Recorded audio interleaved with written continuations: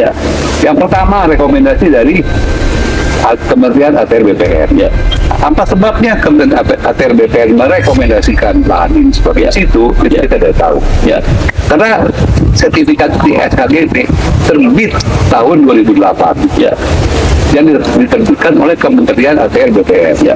Namun 3 tahun kemudian setelah terbit itu pada tahun 2011, Kementerian ATR BPN memberikan persetujuan substansi kepada rencana Perda nomor 15 tahun 2011 Perda Tangsel.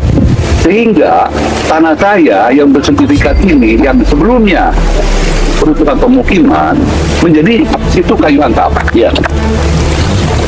Yang kedua, bahwa dasar Pemkot Tangsel menjadikan tanah ini situ adalah daftar aset milik pemerintah Provinsi Banten. Nah, di dalam daftar aset itu tertera ada situ kayu antap dalam kurung bersertifikat. Namun daftar aset ini bukanlah bukti kepemilikan. Sertifikat yang saya pegang ini adalah bukti kepemilikan tertinggi. Jadi bukti kepemilikan tanah yang tertinggi adalah sertifikat. Daftar aset itu bukan sertifikat, hanya daftar. Hanya daftar. Jadi contohnya begini Pak Agus, saya bisa mendaftarkan aset Bapak di daftar aset saya, boleh-boleh saja gitu. Jadi intinya daftar aset bukan karena tidak ada dasar nanti ini pun sudah dibantah oleh SK Gubernur Banten yang menyatakan bahwa sudah mencoret situ kayu antap dalam daftar aset milik pemerintah Provinsi Banten. Sudah dicoret oleh SK Gubernur Banten. Saat itu karena gubernurnya. Yang ketiga, bahwa alasan Pemkot Tangsel menjadikan tanah ini situ adalah surat dari BBWS, Balai Besar Wilayah Sungai, Balai Besar Wilayah Sungai, yang menyatakan bahwa memerintahkan kepada Pemkot Tangsel untuk tetap mempertahankan situ kayu antap sebagai tampungan air. Nah, surat BBWS ini kan surat antar instansi Pak, tidak mempunyai kekuatan hukum.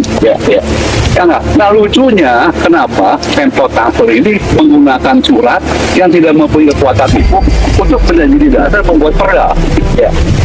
Nah, pada kesempatan ini kami ingin menanyakan kepada Bapak Benyamin Daphni yang terhormat, selaku wali kota selaku wali kota Tangerang Selatan.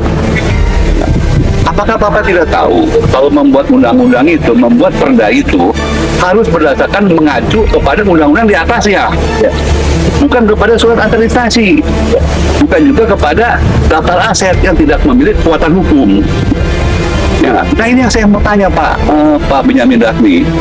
Saya yakin Bapak sudah berpengalaman menjadi wali kota. Bapak juga lulus dari universitas terkenal di Bandung.